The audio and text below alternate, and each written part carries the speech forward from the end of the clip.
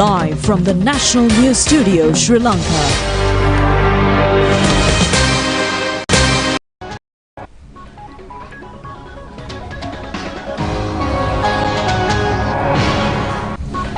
A pleasant evening and a very warm welcome to the National News Broadcast. We come to you live from the News Studios. I'm Delanjali Anand. Good evening, I'm Clifford Richards. First of all, we take a look at the headlines.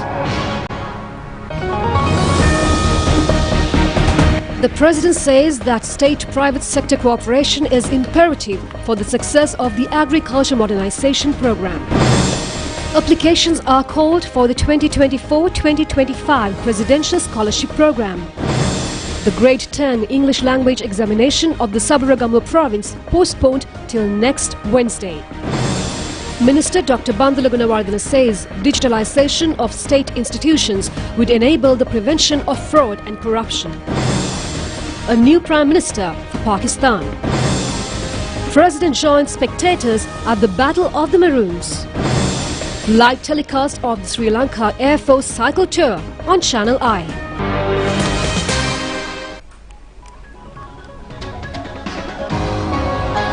Moving on to the stories in detail, President Ranil Wickremesinghe has directed relevant officials to develop what we call a national program integrating public and also private sectors for successful agriculture modernization initiative.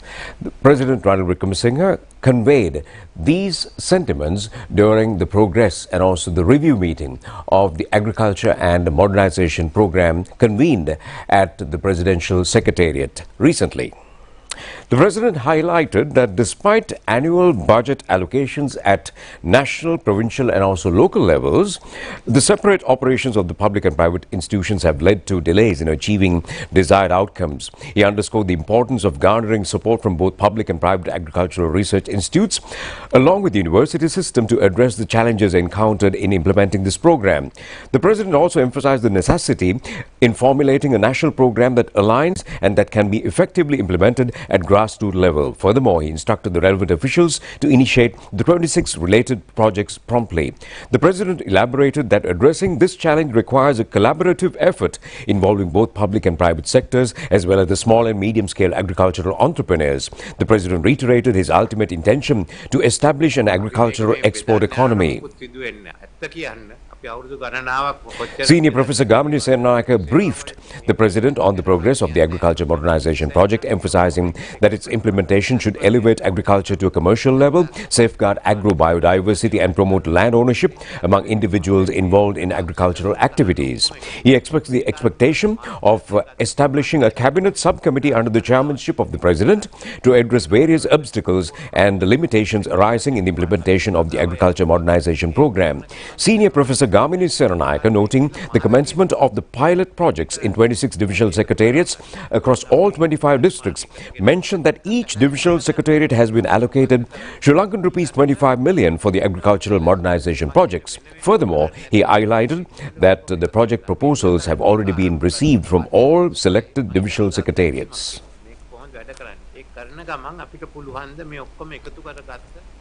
Now, the application process for the Presidential Scholarship Program 2024-2025, targeting 100,000 school students facing economic difficulties, is now open.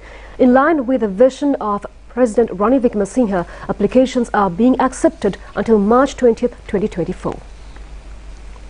Instructions and all the relevant information are available in Sinhala, Tamil and English medium Facebook page of the President's Fund at www.facebook.com/president.fund and the official website www.presidentsfund.gov.lk.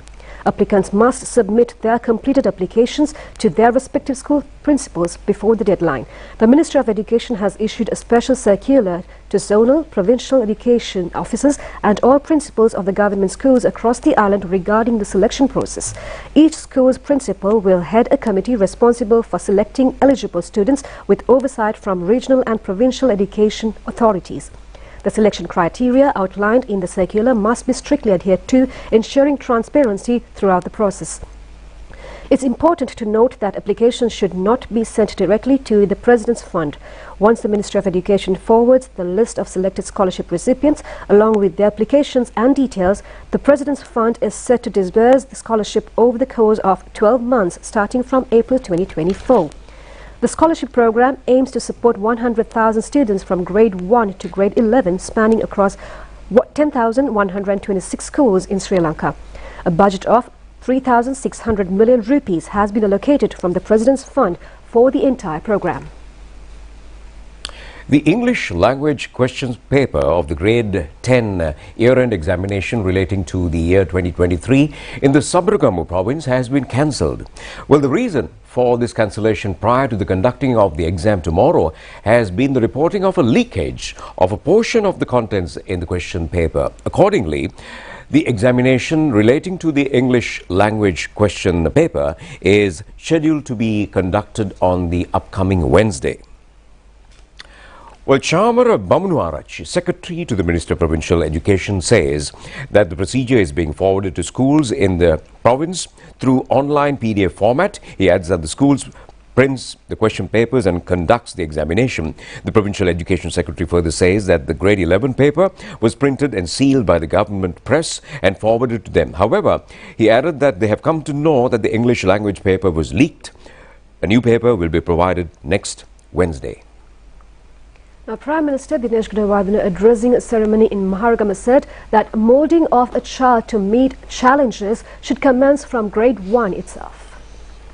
The Prime Minister presided over a ceremony at the Dharmashoka Junior School in Maharagama held in connection with the vesting to students the reconstructed main hall and classrooms of the school. The Prime Minister has pledged that the government extends every possible assistance for the creation of a generation of children with excellent personality. Prime Minister Dinesh Gunawardena said that it is a significant feature to make the necessary changes in the process of providing opportunities to access new knowledge from the first grade. This is a challenge which must be successfully confronted. New technological knowledge should be added to the school curriculum. The upcoming generation should be able to face the challenges at the same time. Parliamentarian Namal Rajapaksa says that they are not prepared to take decisions pertaining to conducting of elections in the future in fear of any political group. The MP has made these remarks at a public rally in Dewlapitia. The Dasubala Sena collective in the Dewlapitia electorate, which contributes to the setting up of the Sajjana Rala of the Sri Lanka Pudujana Peramuna, was held last afternoon with the participation of people's representatives of the party. General Secretary of the SLPP, Sagar Karyawasam, says that former President Mahinda Rajapaksa, who had set up the road network and provided electricity to the whole country, was branded as a thief by the social media. He added that the same media has turned into a hero of the individual who had destroyed public properties.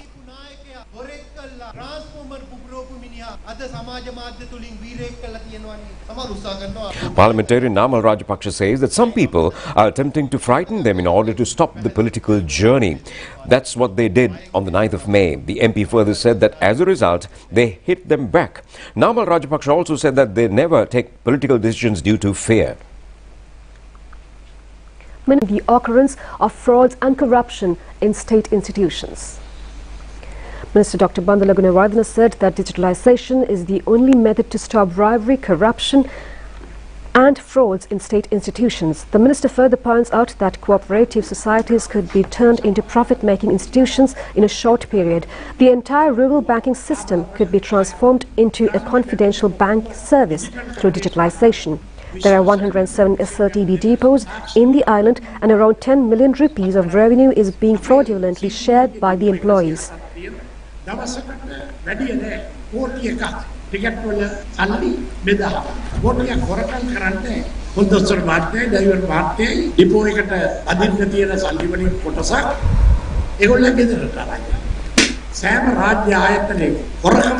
minister made these remarks at the opening of a rural cooperative in a rural bank office in Halbarava village in Homagama electorate.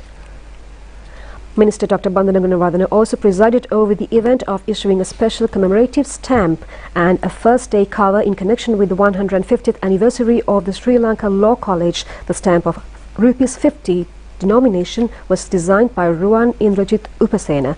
Chief Justice Jayanta Jayasuriya, State Minister Shanta Bandara and Secretary to the Minister of Mass Media Anusha Palpita were also present on the occasion. A commemoration program was conducted in Colombo in connection with the 30th anniversary of the International Conference on Population Development held in Cairo in 1994 and the 50th anniversary of the United Nations Population Fund commencing operations in Sri Lanka.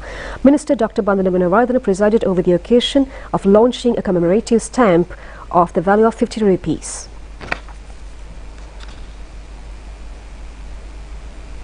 A significant meeting took place this afternoon. That's between the spiritual leader of the Dawoodi Bohras, His Holiness Dr. Sayyidina Mufaddal Saifuddin Sahib, and President Ranil Wickremesinghe at the official residence of the President.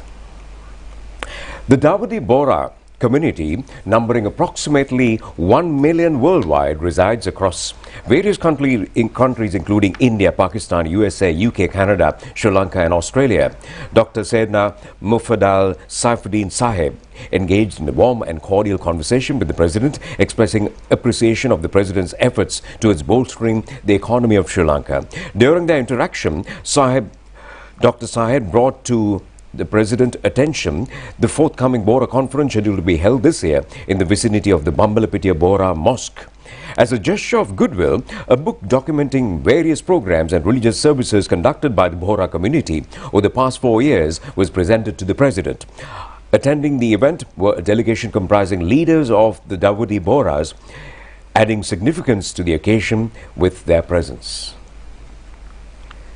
Now, reconstruction of several roads in the Polonnaru district has commenced under the program to develop 1,500 kilometers of roadways. Development activities in Dimbulagala Dammina Road has commenced yesterday. A sum of 15 million rupees is set aside for the reconstruction of the dilapidated Dammina Road in the Dimbulagala Divisional Secretariat Division. State Minister Siripala Gamblat was also present at the inauguration of the road reconstruction.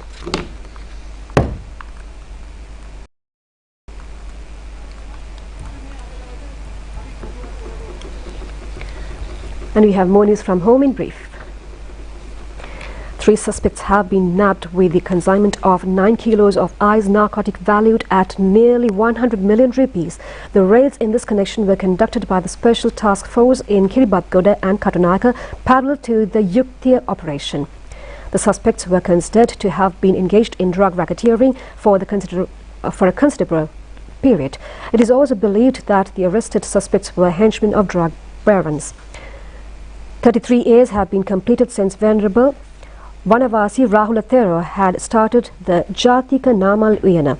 This Na tree forest is regarded as the largest Na forest in Sri Lanka. Jatika Namal Uyana has been named as a protected location. A concert. The annual feast of St. Anthony's Church in Palathiv Island in Jaffna was conducted recently. The infrastructure facilities on the event were provided by Sri Lankan Navy. A concert with the participation of a batch of students exceeding 1,500 of the primary division DSN Naika College in Colombo was held recently. It was named Arunalu and conducted under the direction of several veterans in the field of arts. A special feature of the event has been the conducting of announcing duties in 5 languages. The participant students were trained by teachers of Eastic Studies of the school. The participation of all students in the primary section of the school in the concert was made mandatory. Well, a large number of fishermen in the Trincomalee district are engaged in the freshwater fishing industry. However, those fishermen engaged in this industry, fishing in the Kantale Lake, are confronted with a problem that made it possible, or rather impossible, for them to carry forward their profession, and that is the spreading of an invading species of moss throughout the reservoir, they say. Well, this moss invasion in the Kantale reservoir has commenced around 2 years ago, and the harvest of fish using nets has become minimized as a result of moss getting caught in between holes of the net. Another problem faced by the fishermen is the entangling of moss in their oars of the boats. The fishermen request the relevant authorities to speedily implement a program to remove the harmful moss from the lake.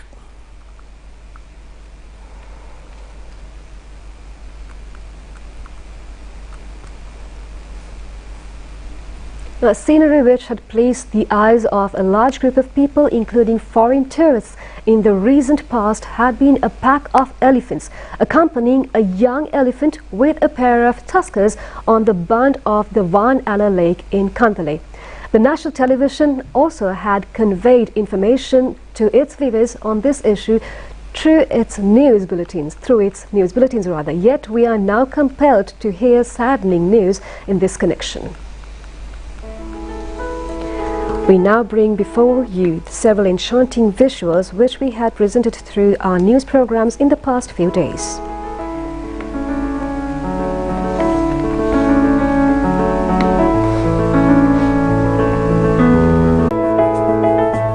Foreign tourists are no longer able to witness these beautiful and breathtaking sceneries, but they could now see pictures of this herd of elephants, including the elephant calf consuming garbage from a nearby refuse yard in Van Alla. The foreign tourists point out that this pathetic situation would pose a strong threat to the existence of the entire flock of beasts. It is not the responsibility of all relevant groups to take measures to safeguard this charming heritage of the nation on the World Wildlife Day, which falls today.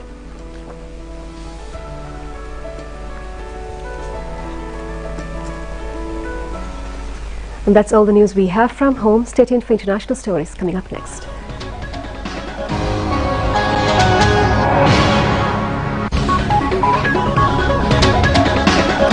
உங்களுக்கு transfer வந்திருக்கே. பரவாயில்ல sir, பிள்ளைகள் தானே. டீச்சரும் உன்னதமான இலக்குகளை மனதில் கொண்டு நீங்கள் எடுக்கும் சரியான முடிவுகள் உங்களையும் நாட்டையும் பெருமையடைய.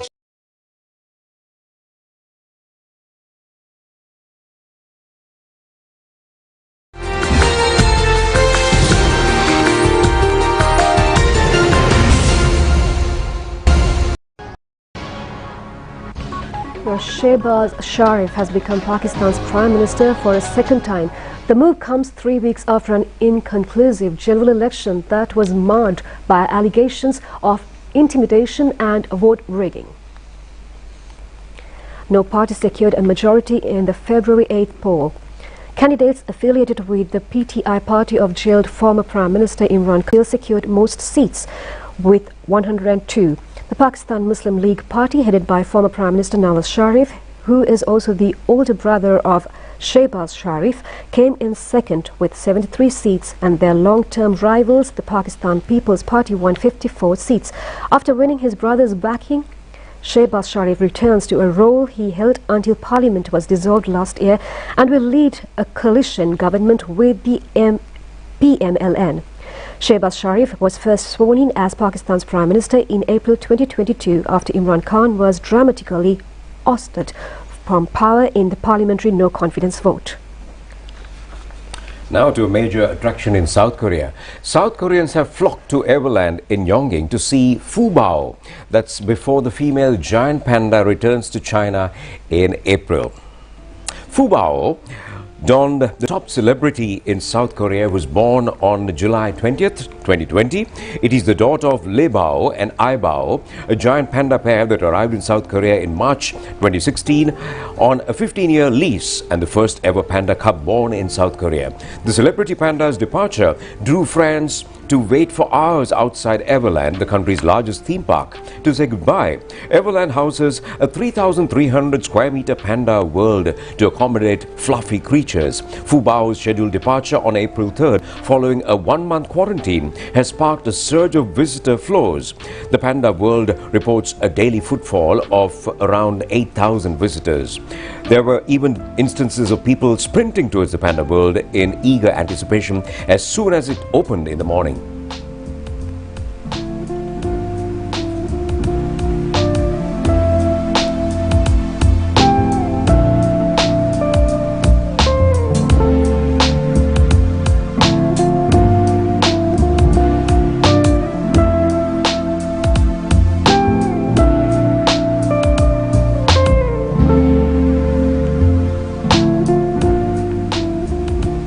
As temperatures rise, flocks of migratory birds have been observed making their annual migration to their breeding grounds in northern China. The Shaanxi province, a large number of migratory birds, including ergils and eastern spot-billed ducks, were seen foraging on the Shozhuang River. Moving further north, these wetlands have become a temporary home for more than 10 species of migratory birds returning from their southern wintering grounds. The wetlands provide abundant resources and favorable nesting sites for the feathered travelers. As the ice melts and the temperatures gradually increase, the Tarim River has seen large groups of birds arriving from the south, including swans, ruddy shelducks and cormorants. The Tarim River is the longest inland river in China, and its basin covers an area of 1.02 million square kilometers.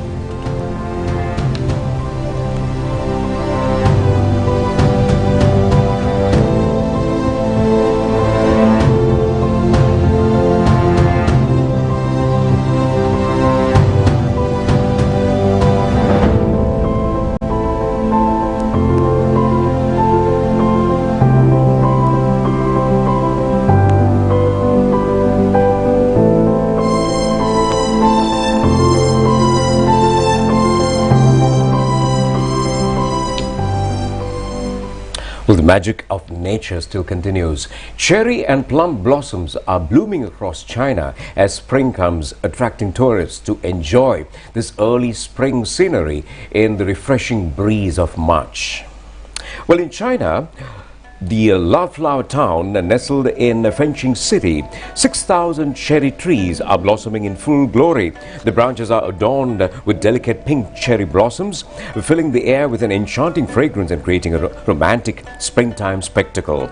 The Gansu city valleys and parks are carpeted with white plum blossoms reminiscent of frosty snow. Clusters of flowers adorn the branches, exuding an elegant and pure charm that has attracted throngs of visitors to take photos and capture the picturesque scenery. In Qingyong City, cherry blossoms bring bursts of vitality to the spring season. A park in Longyong town showcases various types of cherry trees in full bloom, with abundant blossoms gracefully swaying in the gentle spring breeze. The park boasts of 20,000 cherry trees and 5 different varieties, captivating visitors with multicolored beauty. The Cherry Blossom Mountain in Jingguan's Fangwang County features around 200,000 cherry blossom trees, creating a sprawling floral sea that blankets the hillsides. The nearby Ferris wheel adds to the allure, offering vibrant springtime scenes and also captivating visitors as well.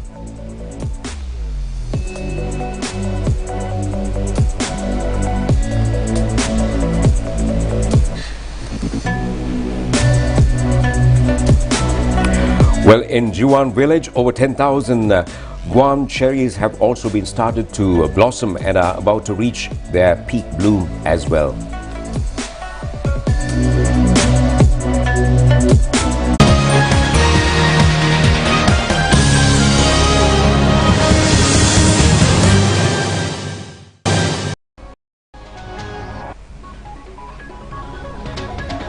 President Ranil Wickremesinghe attended the 94th historic Battle of the Maroons cricket encounter between Ananda and Nalanda colleges held today at the SSC grounds in Colombo.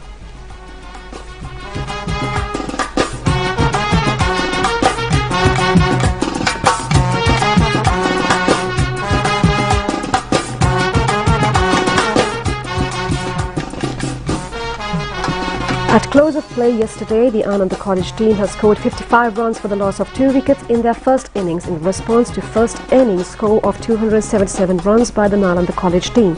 The Ananda team declared their innings at 286 runs for the loss of 9 wickets. The highest scorer for the team was Kitma Vidanapatrana, who hit 76 runs. Dinada Atalage was out for 71 runs, and Nalanda bowler Osanda Pramudita took 3 wickets for 19 runs. Nalandians were at 120 runs for the loss of 4 wickets in their second inning when the play was terminated. The big match has ended without a result for the 74th occasion. The best wicket keeper was Kitma Vidanapatrana of Ananda College, and the best bowler was Kavisha Mendes of the Ananda team. Nalanda team's Sadev Samarasinghe was adjudged as the best batsman, and the man of the match was captain of the Nalanda team, Sajita Vitanage.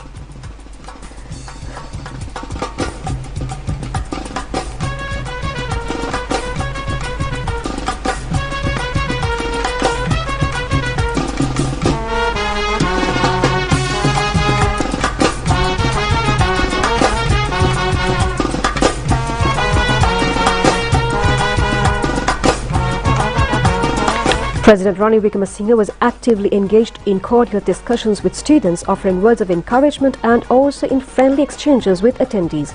In honor of the President's presence at the 94th Battle of the Maroons, the Principal of Ananda College, Mr. Lal Desanaka, and Principal of Nalanda College, Mr. Iran Shampika De Silva, presented a memento to the President.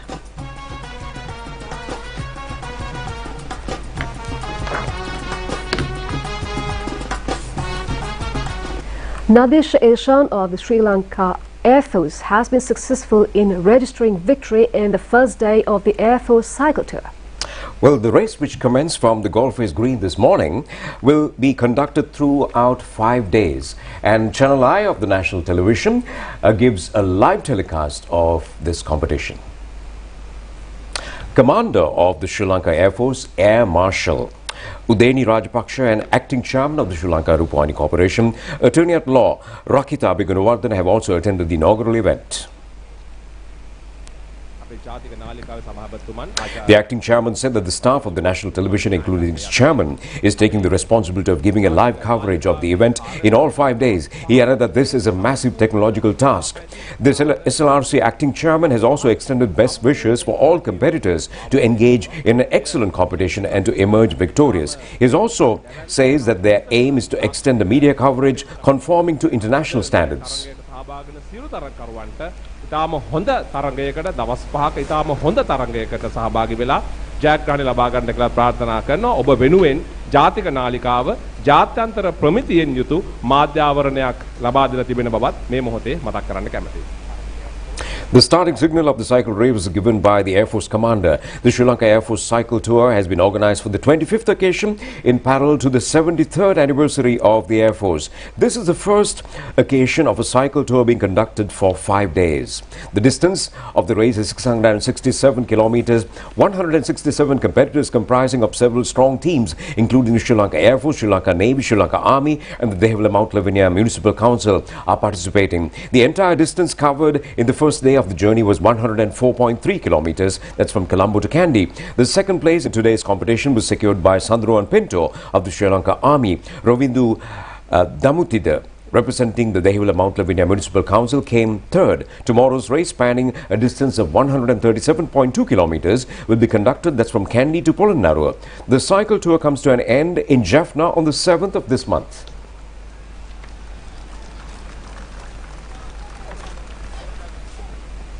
Well, that's it on the news for tonight. Do enjoy the rest of the programs together with Dulanjali. This is Clifford wishing you a good night. Good night.